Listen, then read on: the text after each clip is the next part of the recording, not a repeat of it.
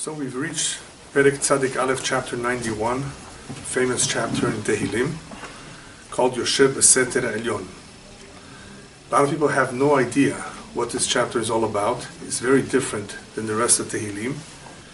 A very powerful chapter to say if one is dealing with the potential danger of demons.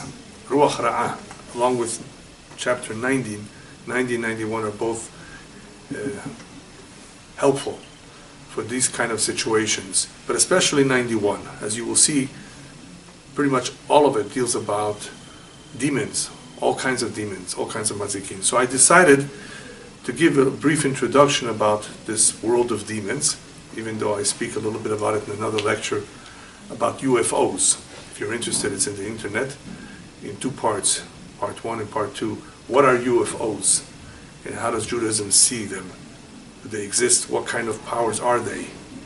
We talk about the real ones, the ones that people have attested to, the reliable witnesses, not that which people think or imagine that they've seen. There's a lot of that too. So what exactly are mazikin? The word mazikin in Hebrew means those that hurt, those that cause damage, and they are creations of Hashem. Just like anything else, Hashem created all kinds of beings, whether it's animals, whether it's fish, angels, human beings. There's all kinds of beings that Hashem created. And they're quite a bit different from each other. There's some that live underwater, there's some that live above ground, there are some that are capable of flying, there are some that we cannot see. They can see us, but we cannot see them. What we call invisible. And that's anything that is in the realm of malachim, of angels, and shedim. Just that shedim, as they're called in Hebrew, the demons are half human and half angelic. And when we say half, it doesn't mean exactly 50%. It means that they have certain qualities of human beings, that they reproduce, for example, that they eat, that they die, and they have some qualities with which they resemble the angels. But even when talking about angels and demons, there's different kinds. There are some that are more human-like, and there are some that look more like animals. There are some that look very, very strange, that you would be scared if you would see them.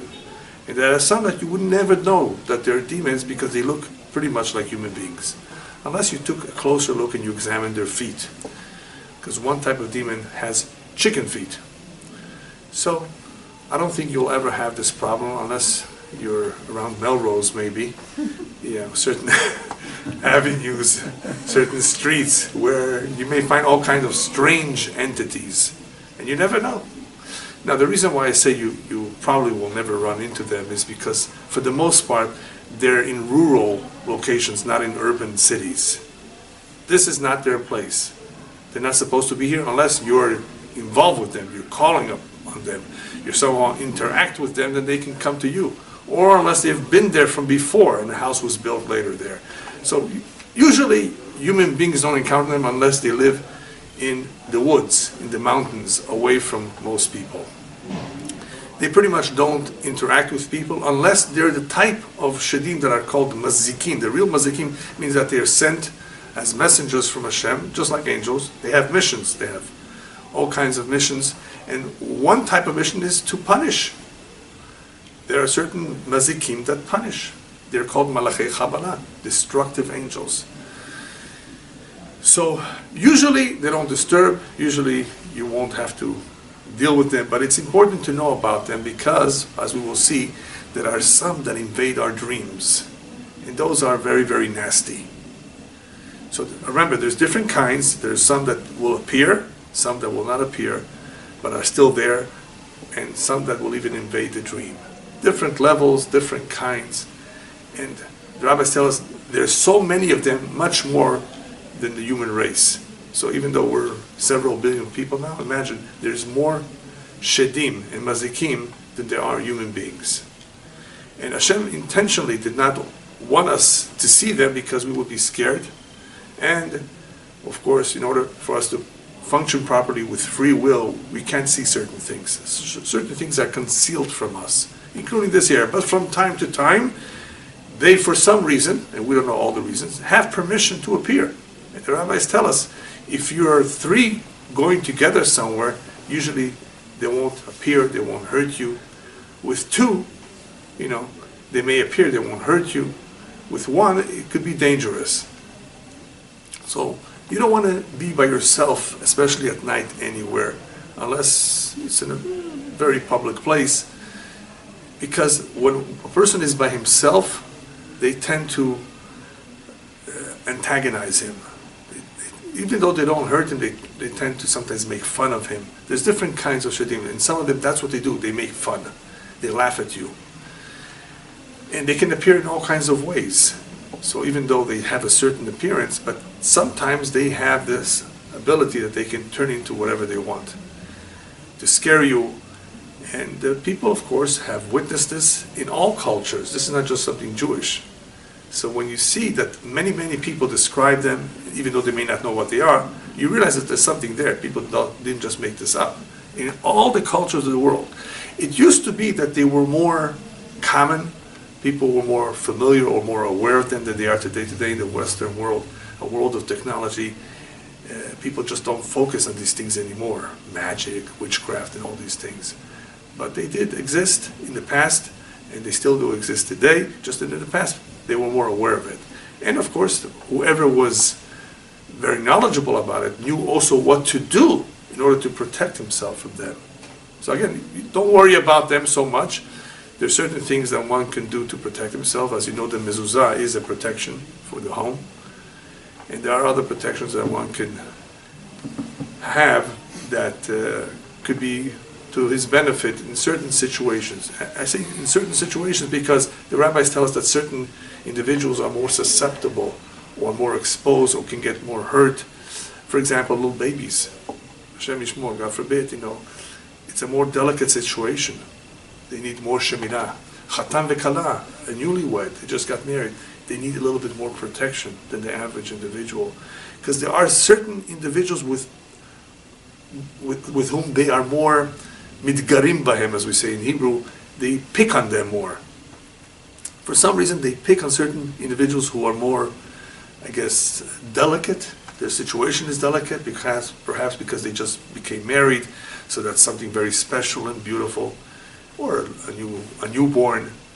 So there's different protections that the Jews, at least in the past, have used. All kinds of kimiot, all kinds of amulets, all kinds of prayers have been said in order to be protected from these forces.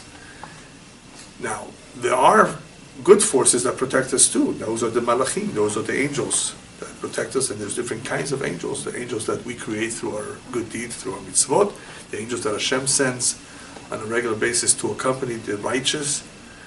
So usually with those malachim around us, we don't have to worry, we don't have to be concerned.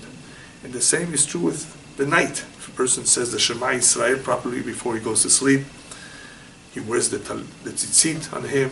There's a lot of things that he can do, the man, to protect himself from those type of invasive demons invading his dreams. And when we say invading the dream, I'm going to talk a little bit about that in the Tehilim in this chapter. What does it mean that they invade the dream? We're not just talking about nightmares, scary dreams. That's also part of it sometimes, but there's something that's a little bit more problematic, especially for the man. So we'll mention it in the Tehilim. A lot of times people get hurt and they don't realize that it was through a shed, a demon, that they stumbled, that a glass they were holding all of a sudden slipped out of their hands and fell to the floor and broke. No. He thinks, his hands were wet and somehow it fell. No, it could have been that a shed that was somehow present in that location, that house, knocked it off his hand and it fell.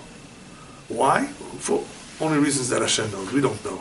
But sometimes people don't have enough protection, and these forces out there, forces that exist, affect us in a negative way, in a hurtful way, in a painful way. A lot of rabbis chose not to speak about this subject, not so much because they thought that this is no longer applicable. Yeah, some think that this is no longer applicable. A lot of them really were not very familiar with what these forces are. And therefore they said, this doesn't exist, so we don't have to worry about it. No, it is a concern. Just like the evil eye. I have a whole lecture about the evil eye. What is the evil eye? How does it affect people? Just because somebody stares at you, he can give you an evil eye, he can hurt you, he can cause damage. Yes, this is a real possibility. And of course, that's a very, very big subject. What is the evil eye? Where does it come from? There's all kinds of forces in this world. We're familiar with some of them. We're familiar with fire. Fire is dangerous. We're familiar with electricity today. Electricity can be dangerous. So there's certain things that we can identify with. We understand their danger. Even water can be dangerous. So these are things we see. We have experience with them. We know people can be dangerous. We know lightning can be dangerous. We know mudslides. We know all kinds of things that surround us that we're familiar with can be dangerous. There's all kinds of diseases that are very dangerous. Many, many diseases. Some of them are caused by Shadim, and you're going to be surprised. Which one? All kinds of things that can affect people, that can disturb him, that can possess him. It's an incredible, vast world out there that we just have no idea what's out there. I mean, we have a little bit because of what the Kabbalah, the Zohar teaches, so that we can be wary of them and seek protection. But there's a lot that we don't know. And one of those details that we don't know is the names of all of the Shadim, even though some of them you will see in this chapter, names of certain Shadim. Go figure out now, go ask what the difference is. There's nobody around that can tell you, I assure you, there's nobody around in the world today that I know that can tell you the difference between them. This one is like this one looks like that, because nobody really deals with them or sees them, even though there are some individuals, and I have known some, who actually interacted with them. They called them, they used them, because they can be helpful sometimes. Somebody's lost, disappeared, kidnapped, you don't know where he is he dead, or alive? The rabbis who were into this knowledge base actually used Shadim, the ones that they can somewhat rely on. Please help us find this one. And they would do them the favor. But it was not always a good idea to do this, to deal with them, because they can be unpredictable. Imagine having a lion as a pet. Certain animals are very wild. They're not predictable. You know, there are many cases of a lion, and especially a bear, and certain other animals that have turned against their masters. They were fed from when they were born, which usually creates a better bond between the animal and its master. But even then, because of the wild nature in them, they cannot be completely tamed or domesticated. So same thing with Shadim. Shadim are unpredictable. They're very, very volubles, we say in Spanish. Volatile, very changing. And they can hurt you. So you don't want to start up with them. But there are some times that there was a need to use them, and they were around. And you know what? There's even something called the Jewish demon. Jewish demons, yeah, they observe mitzvot, they learn Torah, they have their own synagogue. We're not familiar with this, but the rabbis of years ago, and especially in certain areas of the world, like in Teman, in Yemen, and maybe even in Iraq, I believe so, certain countries, they were more familiar with this. A lot of rabbis in various communities were more familiar with spirits in general, people that were possessed, dibukim and the like. Things that you don't hear so much today, even though you hear about it, you don't know for sure if it's it, or if it's schizophrenia, or if it's something else. But there is still something called a spirit possessing someone. So these are spirits. Then there's something called ghosts, which is very similar. Right? What are the rules concerning these things? Are there rules? Yes, of course there are rules, but we're not familiar with them. Why do they appear? When do they appear? You know, all the answers to these questions are somewhat hidden from us. Some of it is in the Kabbalah, but a great deal of this is concealed. It's not for us to know. We don't need to know all this. But it's definitely belongs in the area of mysticism. That is a very large area in which the Kabbalah discusses more in depth. And it's something that we reckon with. We understand this because we have a tradition of it. It helps that a person is holy. It helps that a person is righteous and observes mitzvot, because then naturally he's wearing a bulletproof vest of sorts, that they don't mess with him so easily. There are certain things, as we will see, that you can do or say that will hopefully block them from even thinking of coming in or getting too close to you. All right, so we'll begin. Chapter Tzadik Aleph, chapter 91. Who's saying this chapter? So, Moshe. according to our tradition, Moshe Rabbeinu is saying it, because he's the one that headed upstairs while he was alive. Remember? Headed to the mountain, headed to receive the Torah, and he, of course, became very familiar with certain things as a result of that interaction with Hashem, that very close interaction. Who else was very, very knowledgeable about things like that? Shlomo HaMelech, the wisest man that lived. He knew these things. He was aware of certain things. He used the demons also for certain things. And don't be surprised if you ever, read Egyptian history or Sumerian history, Akkadian history, that a lot of what they did and accomplished, which is incredible, including the pyramids, don't be surprised if you read something to the effect that they were helped by demons. They were familiar with kishuf, they were familiar with witchcraft. We just read it in the Torah. The Egyptians, remember? In Mitzrayim, Moshe had to deal with them.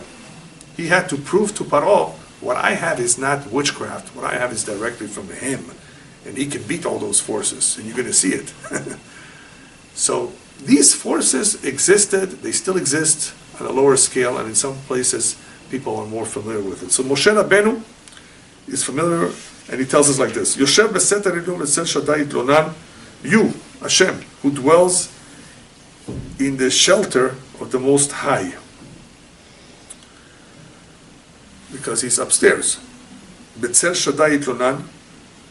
So what we have here is the word beseter elyon, and we have betzel. Tzel is the one who abides in the shadow of Shakai. In other words, that's another name of Hashem, of the one who's omnipotent. The word Shin Daled Yud is a very powerful word. It describes the power of Hashem as seen in this world. Even though this power, the Kabbalah explains, metzumtzam, it has been constricted and limited, still it's a very powerful source of divinity as seen in this physical world. And it's interesting that he uses this word, because not only is this word, the name of Hashem, Shin Daled Yud, a powerful name used to ward off mazikim, look at the word, and you will see how the first two letters is shed. So it's interesting, it's not a coincidence, that the first two letters of this name, Shin Daled Yud, just happens to be shed. So it tells you something. So, what is he talking about that Hashem dwells in the shelter of the Most High? Well, the simple idea here is Hashem, of course, from above, Mashgiach, he oversees everything going down here. There's seter, there's concealment. And Moshe is talking about himself here, is that he entered that place which is concealed. He entered into the cloud, the Midrash says. And the reason why it says Yitlonan, which means he spent many nights over there, right? Means he was there for a while. So he's quite familiar with what's going on in the upper world.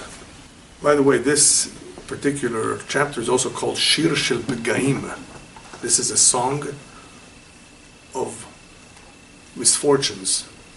A song really against all kinds of Pegaim, all kinds of misfortunes, all kinds of calamities that can happen. Because as I was saying, the Segula of this chapter is to ward off or to protect oneself. So it's called Shir, that's another word for this chapter. Shir Shel Pegaim. And Moshe is saying these words as he's going up. For what reason? Because he is afraid of all these powerful forces that are going to meet up with him as he's headed there. And the reason why he says the shadow of Hashem is because whoever is under the shadow of Hashem has Hashem's protection. So he's already telling us that you want to be protected, you need to be under the shadow of Hashem on a regular basis. Omar ladonai mahsi umtsudati Elohai eftach bo. I say of the Lord, of Hashem, who is my refuge, mahsi, umetsudati, and my stronghold, my God in whom I trust. So even though the commentaries don't get into too much detail as to why does he say Machsiu Metzudati, why does he say both?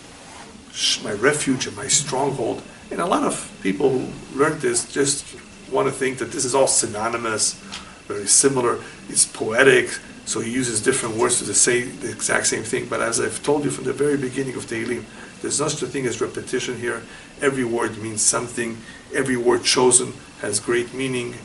And it means something a little bit different. I say a little bit because it may not be very different, but it is imparting additional information. So what is the difference between Machsiu and Sudati? So first of all, he's saying, Omar, Hashem, I want people to hear, I'm talking to Hashem, people should learn from me, that any time that a person sees that he's being confronted with some sort of tzara, some sort of trouble, he has who to turn to. And who should he turn to? To the one I turn to HaKadosh Baruch Hu, to his Metzudah, to his stronghold. Okay, then what is shelter? What is the difference between the shelter and the stronghold? Shelter. What is a shelter? A place where you seek shelter, refuge, right? A house could be a shelter from the rain. So the shelter over here is to protect one from the dangers outside. Which dangers? Mazikim, as we will soon see them. We're going to be introduced to them. So Hashem is my shelter from them not daring to come into that place. So when you have a mezuzah, the Zohar says, they see the Shin Dalet Yud on the mezuzah, and they run away. They leave that door alone.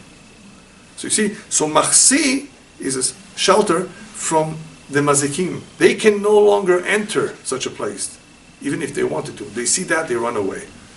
So Hashem, the name of Hashem, is Machsi. So what's Metzudati, my stronghold? Metzudati is a lot stronger than just a shelter. A person can be in a shelter and he can still be afraid. They're going to break it down. They might still go in. A stronghold means that Hashem gives the individual a sense of feeling of, don't worry, you can trust in me. The place is very well fortified. They can never enter here. Metzudah, exactly. It's a stronghold. A stronghold has a lot more protection than just a shelter. So obviously it all depends on the individual, how much protection he has.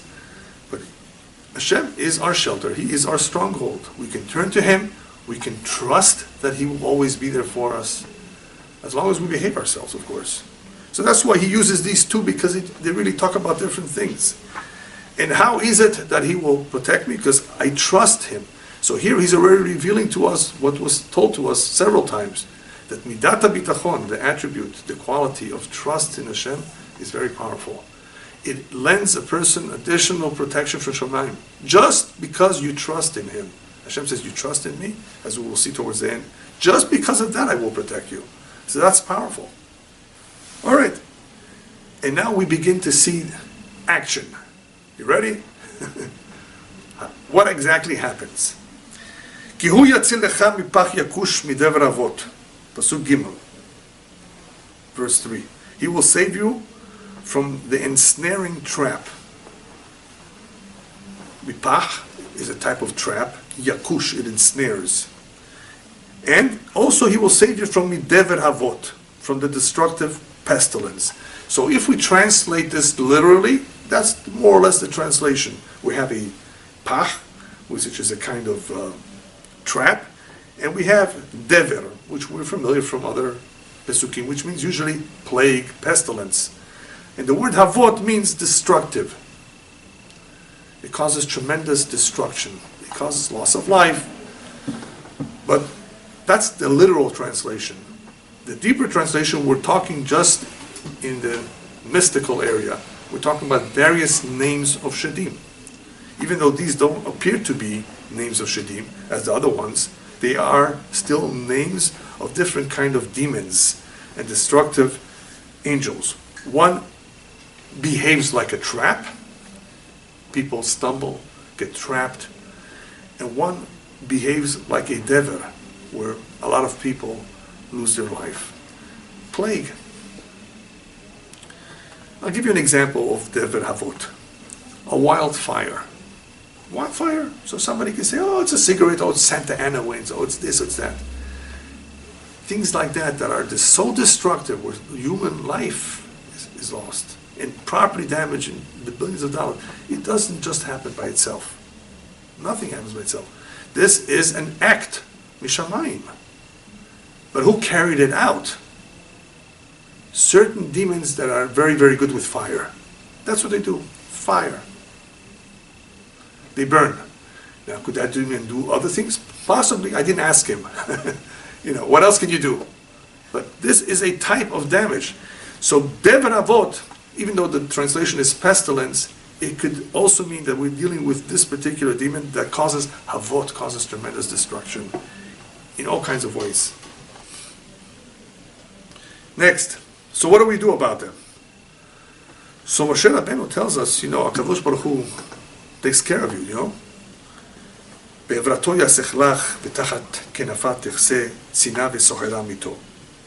So the translation is, he will cover you with his pinions. Evrato, I think the right translation is a pinion. Pinion is the wing, but it's not the whole wing, it's just the outer part of the wing with the feathers that enables the bird to fly. As opposed to kenafav, which is going to say next, which means wing, which is the lower part. So what's the difference? It's just a small, thin wing. They have different functions. One can cover, that's from the lower part, and one can carry you.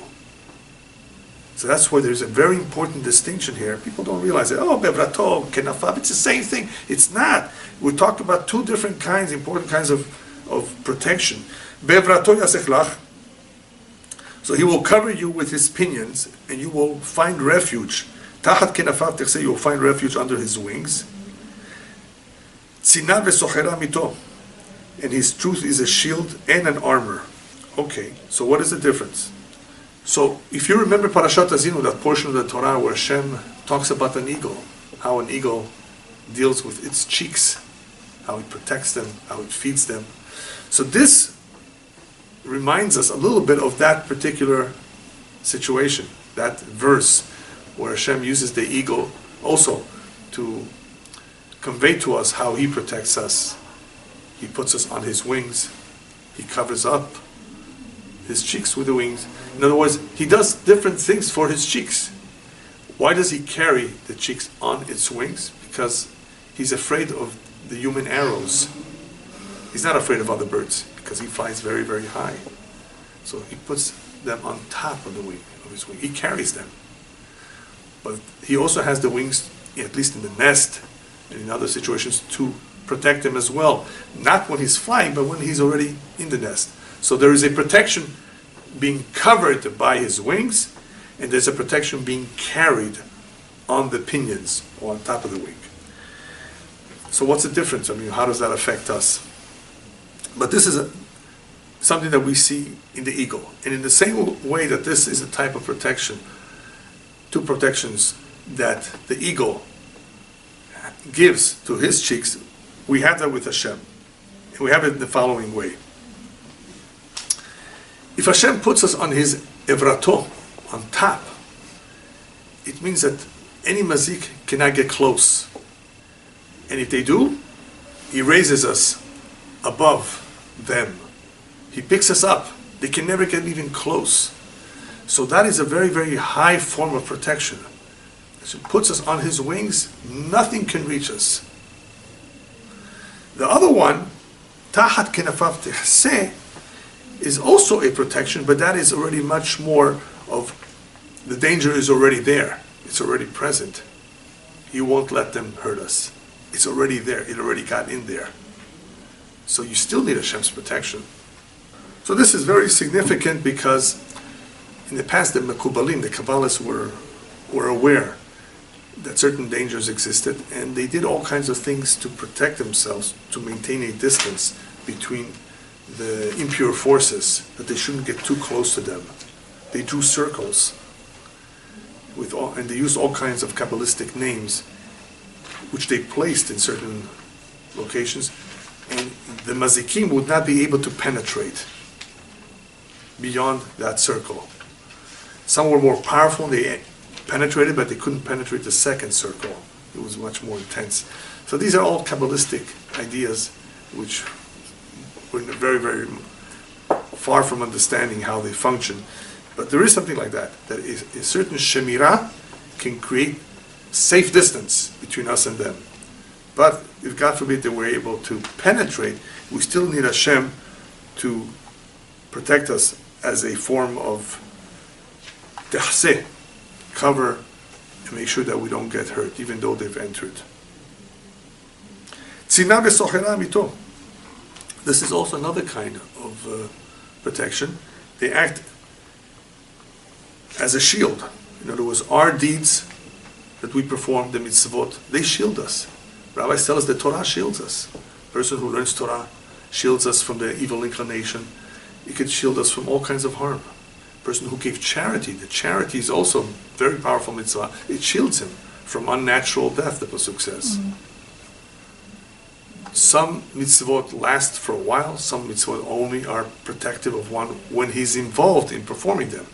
You've heard Shliach mitzvah, Eno nizok, a messenger of a mitzvah, he's in charge, he was given a mission. It's a mitzvah to help someone. So as he's going on his trip, he's protected because he is a messenger of a mitzvah. So these are all protections that come about through angels, not through demons. Angels that protect. So you have demons that can be hurtful, that can damage. You have angels, positive, good angels, that can be very helpful, that can be protective. So you have a tzina v'sochera amito. Now, the reason why it says amito, his truth. What does the truth have to do with it? Because Hashem's emunah, Hashem's truth, or our faith and trust in Him, as we said earlier, this is what grants us that extra protection. So you want to know where you get the tzina v'sochera? By the way, tzina v'sochera, a shield, and sochera is an armor, body armor. So he uses these things that we are familiar with to remind us, just like the body armor can protect you from certain arrows and certain things. So same thing, there are Kabbalistic protections of all kinds, and this one is very powerful. The protection of amito, believing in Hashem, having trust in Hashem. Lo tira mipachad laila, mechetz yauf yomam. So now again we're going on to describe various kinds of demons. Pasuk Hey, you will not fear the terror, the pachad, the terror, the fright of the night, nor the arrow that flies by the day. So the rabbis tell us, the Kabbalists, that we're dealing with different kinds of demons. Many of them, for the most part, attack or can attack at night. As it is, there is a fear, there's a pachad at night, because at night you can't see. So naturally people are more afraid of nighttime. So nighttime is the most potentially hazardous time to be by yourself, especially in places like this, because a person can get hurt. Don't go into a place that is occupied by them. The rabbis have told us that there's certain homes that can be haunted by them, that they are there. Stay away, you can get hurt. Don't volunteer to go to a place where you know that you might get hurt. But here we're talking about generally at night, which is more of a problem than during the day. But what happens during the day? There's even something during the day. It's called hetz. Now, hetz is an arrow. I don't have to be afraid of fear at night or from an arrow that flies during the day. So if you translate it literally, you will say, okay, I don't have to worry about arrows. I don't have to worry about anything at night. No. We're talking about demons, and there's a demon that flies like a bird, like an arrow. And what's the protection against that particular demon? The Kabbalah says the mitzvah of shiluach haken, sending off the mother bird. Remember that mitzvah? Because this demon acts like a bird, it flies like a bird, flies like an arrow. It shoots straight, very, very fast through the sky. Sometimes people have seen these things, by the way. They don't know what it is. They may have seen it. For some reason, it appeared to them. Somehow, they've seen these things. Weird things. What is that? I've never seen that before. It could have been a demon. That they got a little bit of a look at it. So from this demon, we have protection as well. Nothing to worry about, whether it's the nighttime, whether it's the daytime, regardless of the type of demon, even the ones that is a hetz that flies during the day. What else? Then we have some more demons. Midever ba'ofel yahaloch, miketev yashut sauraim. This is one of those pesukim in this particular chapter that I don't think anybody can translate properly because they're names of demons. So what are you going to say? Well, dever seems like it's pestilence. He's already said that before. Here we're talking about various demons that can hurt people at different times of the day in different situations. So for example, the first one, midever ba'ofel yahaloch, this particular pestilence, even though that's the literal translation, it's not pestilence necessarily. It could also be pestilence, of course. It is a type of demon that goes ba'ofel. It prowls during the night, as soon as it becomes nighttime. You know, have you ever seen bats? You know, usually at night they come out, you know.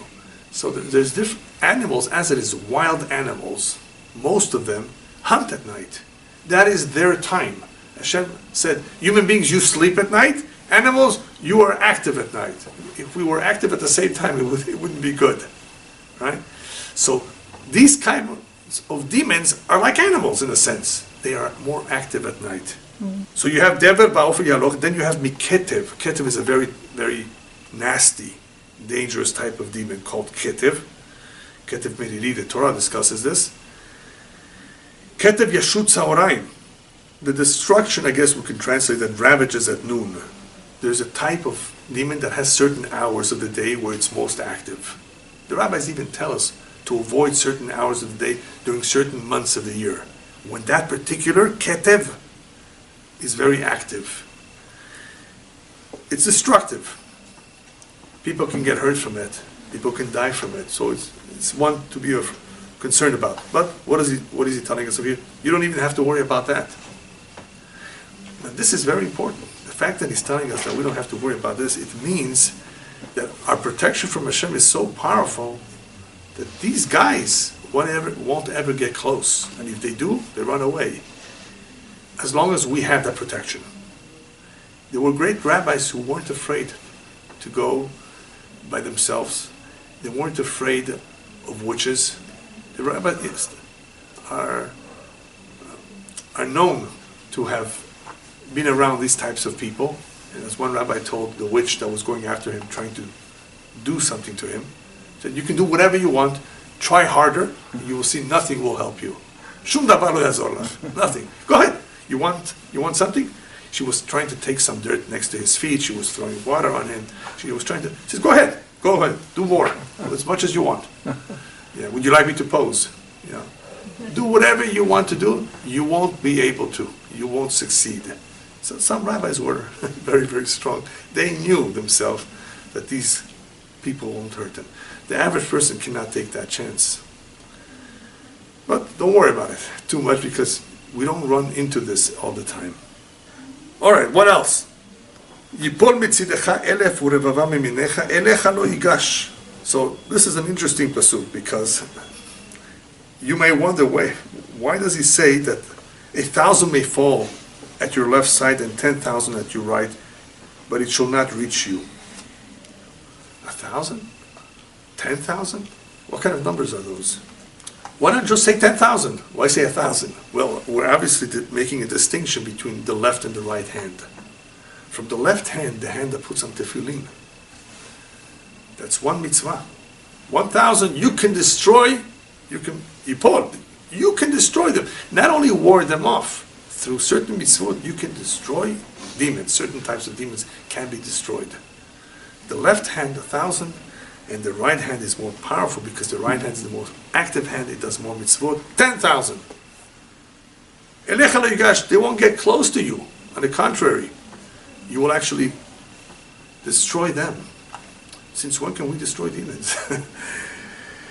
So again, somebody that reads this superficially has no clue what's going on over here.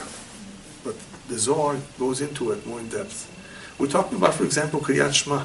When you say the Kriyat Shema before you go to sleep, if you say it with the right kavanah, with the right focus, the right intent, word for word, that is so powerful that anyone who, God forbid, may have created demons. Well, you can create demons. Yes, there are certain demons that are created, God forbid, if a man sheds his seed in vain. Zera levatala. Very, very serious sin. but he can undo it. He has to kill them. He has to kill those levushim, those garments, impure garments that he created for these impure entities. He's given them something. Let's just say it's in a very simple way. He's done something very, very bad, very negative, and they can hurt him as a result. So you want to destroy them, and you can. So one way to deal with it is through proper Kriyat Shema before one goes to sleep. So you have a difference between the right hand and the left, because the right hand is the more active hand, the one that does more mitzvot. You have this difference between 1,000 and 10,000, which is telling us, look at the quantity. There's so many of them. There can be a lot of them. But still, you're able to bring about a total destruction to thousands of them through your right hand because of the mitzvot. An individual that does many, many mitzvot therefore has protection and has the ability to destroy through his merits or because of the angels that he created, one way or another. He can also protect himself or ward them off. Elecha lo yigash, they will never come close to you. Now, why say Elecha lo yigash, they won't come close to you? I mean, you're saying that you're protected. We've been saying that you can destroy them. What's this additional words, Elecha lo yigash? In order to understand this better, they can't come close to you, is as follows. Rabbis tell us wild animals really should not attack human beings. The human being has the image of Hashem on him. And animals should know that this is not their dinner. This is not for them. You know, a shark, when it attacks a human, it doesn't know that it's a human. It sees a silhouette, black. It thinks it's a seal. And it grabs it.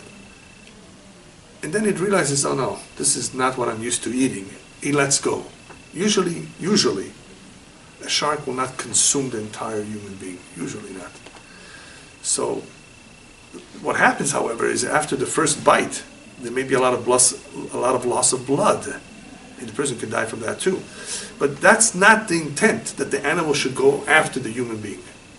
When it does, whenever it does, it's because it's mistaking him for an animal. A lion, a tiger will attack a human being because it sees him as another animal. That's all. Or it feels threatened. That's another type of attack. Like a snake feels threatened. So it's not so much just they're territorial. Of course they're territorial. But the animal should not, by instinct, attack a human being. If it's a human being that has the Tzelem Elokim on him. But if he has no Tzelem Elokim, then of course he will look at him as another animal. So therefore Daniel was thrown into the lion's den, and so were many, many tzaddikim. Hungry lions, and nothing happened to him. Why not? Because he's a tzaddik. The lions won't touch him. He says, no, this is a human being. I'm supposed to be afraid of him. That's the way it should be, but I don't think too many people are at that kind of a level that they can take the risk, take a chance of going into the cage of a lion. Right? So even though a lion doesn't always attack unless it's hungry or unless it's very upset, a tiger will attack you regardless. Some animals are very, very wild in their nature. You get too close to them, it's very, very dangerous, even if they're not hungry. So we're comparing this in some ways to animals because it's the same idea. They won't get close to you. They'll see that Tzelem Elokim, they'll see the name of Hashem on the doorpost. They're not going to enter. This is not for them. They have no business there. Next. רק בעיניך תביט ושלומת רשעים תראה. You need only look with your eyes and you will see the retribution of the wicked.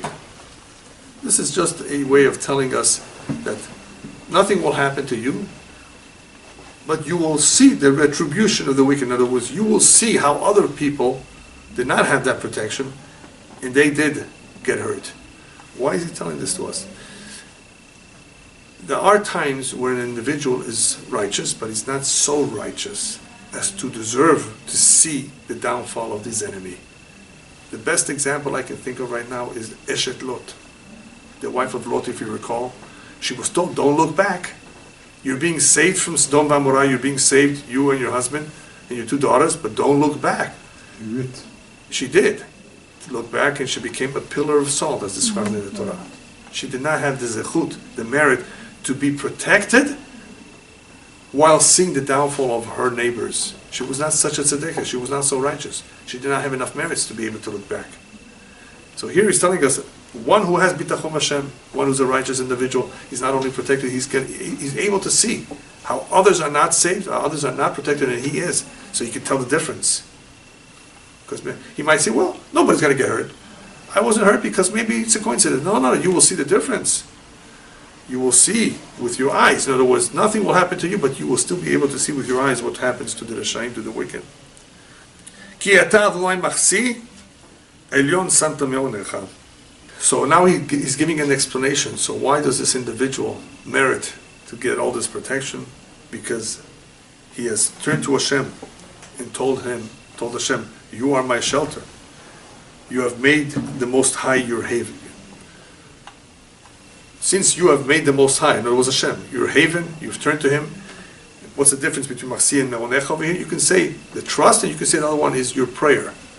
You've made Hashem your haven, in other words, you've turned to Hashem. You haven't turned to anyone else. Of course you can turn to other people as well, but your main reliance should be on Hashem. That is why we're told when you go to a grave of a tzaddik, of a righteous man to pray, don't pray to the tzaddik. He's not God. We're praying to Hashem. Why are you there? We're praying to Hashem in the merit of the tzaddik who's buried over here. Or we're asking the tzaddik to intercede on our behalf before Hashem. That's something else. But be careful not to pray to the man. That you're not allowed to do. So here he describes that this individual has complete faith and trusts in Hashem, turns only to Hashem, and prays to Hashem. And that is why he's being helped. As opposed to individuals who do not really trust and do not show any bitachon in Hashem, any real emunah, they sometimes lose out because Hashem removes His protection from them, and then they are exposed to the elements. When I say exposed to the elements, it means that they can get hurt. It doesn't mean that necessarily they will get hurt, but they're taking a chance. Whatever the destiny is, whatever the mazal is, if they just happen to be at the wrong place at the wrong time, like they say, they might get hurt. But one who has that protection, Hashem will put it into his mind to avoid that place to begin with. And if he did not avoid it, he will still be protected. Many, many stories. I mean, all over the news, I'm sure you've seen stories of people somehow miraculously being saved from a situation where ordinarily they would not have been. Something miraculously happened. Obviously some angel was there to protect them. I say angels because even though of course everything is from a Shamayim, but we did say that the mitzvot, the merits that we accumulate through our observance of certain good deeds, they create angels. So we have the angels of Hashem, plus we have the angels that we create. We create certain angels, and these angels can protect us. Pasuk Yud, Lo teuneh lech ra'a v'negra lo yikra v'aolecha. Very important pasuk. We finally come to the verse that discusses somewhat indirectly dreams. So verse Yud, verse 10 says that no evil will befall you, ra'a, v'nega lo yikra v'aolecha. No plague will come near to your tent. So that's literal translation. Ra'a, evil. Nega is some sort of plague. Could be disease also. But the Kabbalah says that here we're talking about two types of demons. One is called Ra'a and one is called Nega. Ra'a is the female one, Nega is the male. And these are the demons that invade the dreams. So for a man, it may appear as a woman, Ra'a, and cause him all kinds of trouble in the middle of the night. I hope you understand what I'm talking about. And the nega will be for the woman, who she will see a man in her dream, and this may cause her all kinds of trouble. Different kinds of trouble. So, we're talking about dreams which are invaded by certain types of demons who are seeking nourishment. I'm trying to be a little bit tactful here. Seeking nourishment from the man, especially from the man. So, men who are not careful, they see pornographic movies, they read dirty books, or during the day they see things or do things that are very, very improper. And especially if they're involved in sinful activities, obviously they've lost all protection. They can have 10 mezuzot in their homes. Those demons are going to bypass the mezuzot. They're going to enter through the dream. They're not going to enter through the door. They're going to enter through the dream. It's a different type of demon. And these exist all the time. I can assure you that these are a big problem for many, many people who have this. They don't know why they're dreaming all kinds of weird, strange dreams. And they're seeing things that eventually makes them fall. In other words, they commit, unfortunately, something very, very dirty in the middle of the night as a result of those dreams. And it's because they themselves did not protect themselves. So here what we have is a protection that lo teuneh lecha ra'ah, it will not come close to you, no evil will befall you. But this is also special for another reason. One who is very, very careful not to sin, the rabbis tell us that Hashem protects him from the Yetzer Hara. Because as it is, we have an evil inclination. The evil inclination gets us into trouble. It causes people to make mistakes. And we need protection from him too. So Hashem protects those who seek his protection, who really want to do the right thing. They don't want to stumble.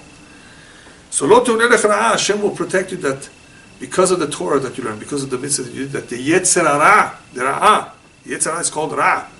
This evil inclination should not come close to you, not affect you, not make you stumble.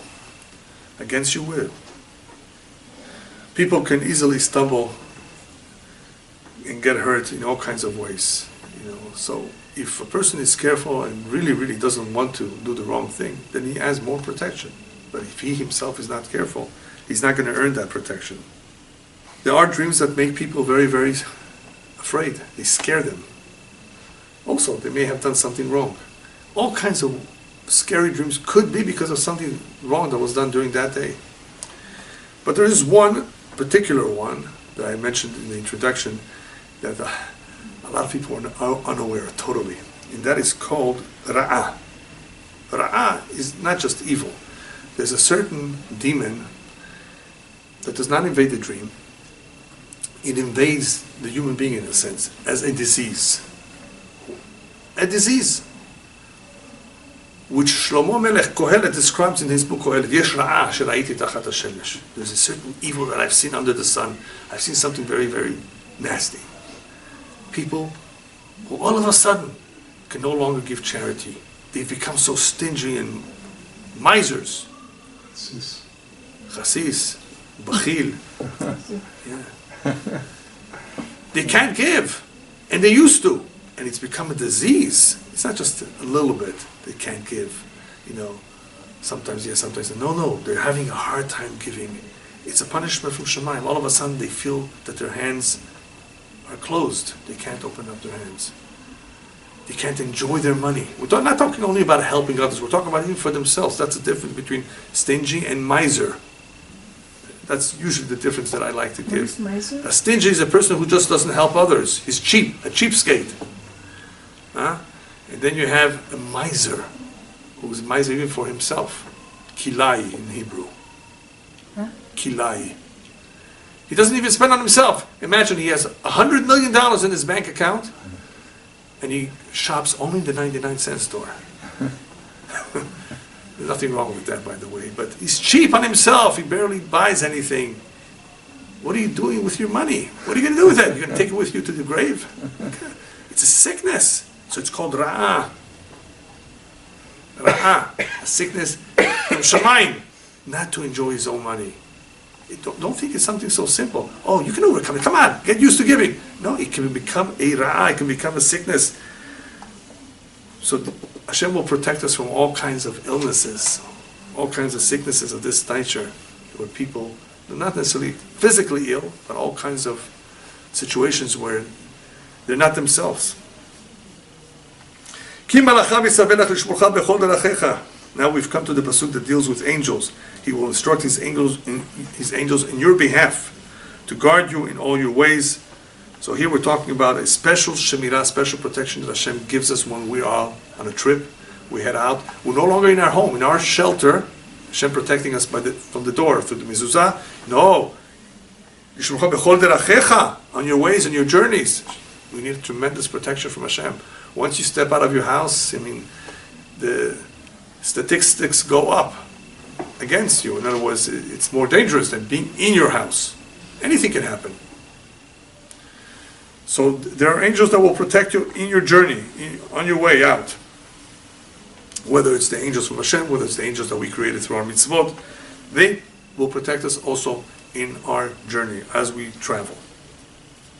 Rabbi Mibels, by the way, I said it perhaps in the past, said that anyone who survived the Holocaust could only have been because he had two angels protecting him at all times.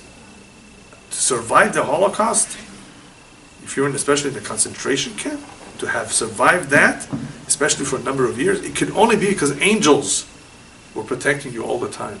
And there are many, many stories of people who saw all kinds of unusual appearances, all kinds of things, whether through a dream or through an animal that showed them the way out, where not to stay. Tonight don't sleep here. All kinds of things that they saw and experienced because they were protected from above. Somehow they merited it. So this protection from Hashem will enable us also. Al kapayim yisavuncha pentigo ba'ever raglecha. It will also protect us from stumbling. They will carry you, these angels will carry you in their hands lest you injure your foot upon a rock. Look, people can get hurt from a rock too. They can stumble, they can fall, they can get hurt in all kinds of ways.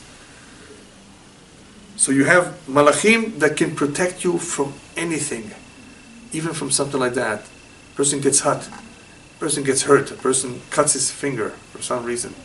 This is all from Shamayim. This is all a kapara and atonement. But if he has Hashem's protection, even from stones, he won't trip. He won't fall. He will have malachim protecting him from that too. From small things. The more so from big things. But obviously the biggest stumbling block is the Yetzer Hara, the evil inclination. He makes us stumble. So we need protection from him at all times. We should not make the mistake of being tempted. That's also like an Evan, like a rock. Al shachal vafetin tidroch tirmos kefir vetanin. You will tread upon the lion and the viper. Petin is like a viper, and you will trample upon the young lion. Tirmos kefir vetanin, the young lion and the serpent. Also, people may say, well, aren't these all the same? No, we're talking about a lion, we're talking about a young lion, we're talking about a viper and a serpent, we're talking about different things slightly.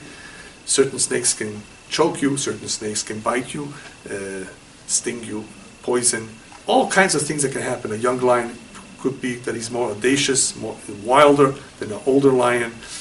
There's all kinds of situations that he's describing that people can run into, that one who has the protection of Hashem has nothing to fear. But what's interesting over here about this pasuk is not the animals so much, but what happens with these animals. We're talking about tidroch and tirmos, you will trample on them. Which means that even if you step on them, they won't hurt you. You see? This is the point he's trying to make. Even if you step on them, then they usually attack. You might say, okay, they won't attack me because I'm a few hundred feet away from them. No, even if you bother them in some way, unintentionally of course, even if you trampled, they won't hurt you. That's the kind of protection that you have. And the idea behind tirmos, which really means intentional stepping, trampling, the rabbis tell us this is talking about Rabbi Hanina ben Dosa. He once heard that there was a kind of very dangerous snake, a cobra, that was living in a hole, and it would come out every so often and it would bite people and kill people. So what do we do? How do we get to him? It was a very dangerous snake, very poisonous snake. He went there and put his foot into the hole. The snake came out and bit him. And guess what happened? The snake died. The snake died. So he said, you see, it's not the snake that kills, it's the sin that kills people. If people would not sin, they would have more protection. The snake would never bite them to begin with. So I put my foot there just to make that point. That, of course, he had all that protection from Shamayim, that even the poison would not hurt him. So the fact that he put it there means that you're asking for trouble. Tirmos, no. But if you have protection from Hashem, even if you trample on it, it won't hurt you. That's how powerful Hashem's protection is. Because he desires me, I will deliver him, I will fortify him, for he knows my name. So these last Pesukim are talking about how Hashem loves those who trust in him and desire him. Therefore he will deliver them, and he will fortify them or strengthen them when they need that extra strength. They're not confident enough. And all of this, as we will see in the next Pesukim, are not only describing this world, they also describe the afterlife. The tremendous closeness that one has achieved in this world by being a righteous individual is also very helpful to him in the upper world. But it's helpful for another reason. And you can see that in the next Pasuk, that other reason, that having Hashem's protection or having Hashem on your side is significant for the following. Pasuk Tedvav says, Yikra'eni ve'eneu imo anochi b'sara acharetzehu v'achavedehu. The literal meaning is, he calls out to me, I will answer him. Well, that's very nice. He's a righteous man, you listen to his prayer. I am with him in distress. Whenever he's in trouble, I'm with him. I'm with him to protect him, to save him. I will deliver him and honor him. But what's this honor him? So far, it all makes sense that he will deliver him, he will protect him. But what's this honor him? That tzaddikim, the righteous people who did the right thing during the day, have a special relationship with Hashem. Even in their dreams at night. We were talking about bad dreams before. When a tzaddik has Hashem's protection, he also has Hashem's honor. What that means is that Hashem speaks for him. He says, who? You know who this individual is? Look at him. He makes me so proud of him. He makes me so happy. Look what he does. Everybody's asleep and he's learning Torah. Everybody doesn't wake up and he wakes up and goes to pray. There are certain things that bring about a certain happiness in the upper worlds, in heaven, that Hashem tells the angels, look, this is the individual who I'm proud of. It could be the other way around, God forbid, when Hashem is not proud of someone and everybody's very upset at him and they go after him. But here we're talking about the righteous individual who trusts in Hashem, prays to Hashem. Therefore Hashem not only listens to his prayer, not only delivers him, Ki yada shemi, because he knows my name, as we said in the previous pasuk, but acharetzehu v'chabedeo, I will deliver him and honor him in this world and in the world to come. Not only will he be spared from judgment, but he will be in a prominent place. Hashem will give him honor. Orech yamim azbe'eu vareu b'shuati. I will satiate him with long life and show him my deliverance. Arichut yamim, long life, is a very good thing, as long as you're healthy. Right? So, azbe'eu, I will make sure that he's satisfied with those long years, that he's able to enjoy those long years. Vareu b'shuati, and I will show him my deliverance. What kind of deliverance will I show him? So the simple meaning is, of course, that he will see my salvation, he will be able to see the miracles, not only hear it from others or learn from it from others later on, but actually see Hashem's kindness towards him. But it also refers to Tchiyat HaMetim. A lot of people died and did not see so much Hashem's salvation. They were killed, whether it was in the Inquisition, whether it was in the Holocaust, whether it was in some pogrom. So where is Areu B'Shuati? Where will they see it? When they get up. We have a tradition that in Tchiyat HaMetim, at the resurrection, when the vast majority of good people, of course, will rise, some will rise earlier than others. They will rise early because they will see the Yeshua, they will see the salvation, they will see Mashiach, they will see the building of the Beit HaMikdash, they will see the miracles. So those who may not have seen it before, but nonetheless deserve to see Hashem's Yeshua, the real Yeshua will be when Mashiach comes. The real Yeshua will be when Hashem reveals himself, when he reveals himself to the entire world. They will get a head start when they wake up earlier and are able to experience it firsthand.